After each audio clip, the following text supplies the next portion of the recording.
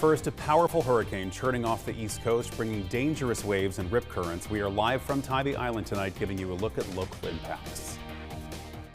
You're watching WSAV on your side.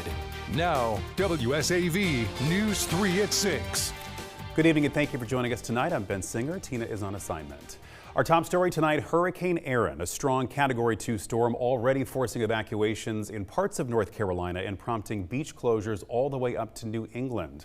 We want to take a closer look at the impacts here at home. So we begin with Storm Team 3 Chief Meteorologist Scott Roberts, who is tracking the latest forecast and what it means for the coastal empire and low country. Well, for the coastal empire and low country, the overall direct impacts are going to remain minimal and concentrated for our coastal beach locations because Hurricane Erin, the center of circulation, is over 450 miles to the east. You can see the eye has been pretty apparent throughout the past few hours on the infrared satellite imagery, and it actually has gained some strength throughout the afternoon. The 5 o'clock advisory indicates that it has 110 mile per hour sustained winds, wind gusts as high as 130 miles per hour. It is moving northward at 14 miles per hour, so it is not going to be getting any closer to us. It will begin to pull away to the northeast, possibly regaining a major hurricane status tonight or into the day tomorrow, but weakening as it moves into the cooler waters of the North Atlantic. So as far as what we are going to be dealing with, we'll have a continuation of high surf and rip currents. Double red flags have been flying for Tybee and for Hilton Head for today. Waves up to around 6 feet possible through Friday, and that high risk of rip currents continues into Friday.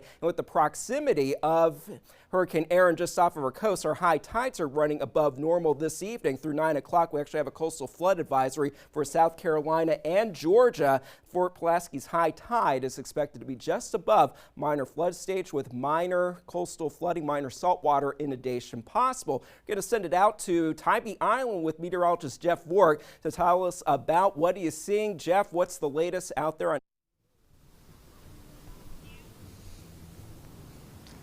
Yeah, Scott, there is high surf here for sure, especially about the last hour or so. The swell has picked up to about 6 feet, even some 7-foot breakers here on Tybee Island. The surfers are enjoying it, but not good conditions for the swimmers as double red flags are in place, meaning the water is closed to swimmers. Lifeguards have generally been letting them go in about knee high. That's also been the case on the South Carolina side too on Hilton Head. But either way, not safe conditions, especially for anybody visiting out of town because the surf conditions are just downright rough. I've seen some rip currents forming at times as well, but thankfully nobody's been in the water to deal with them.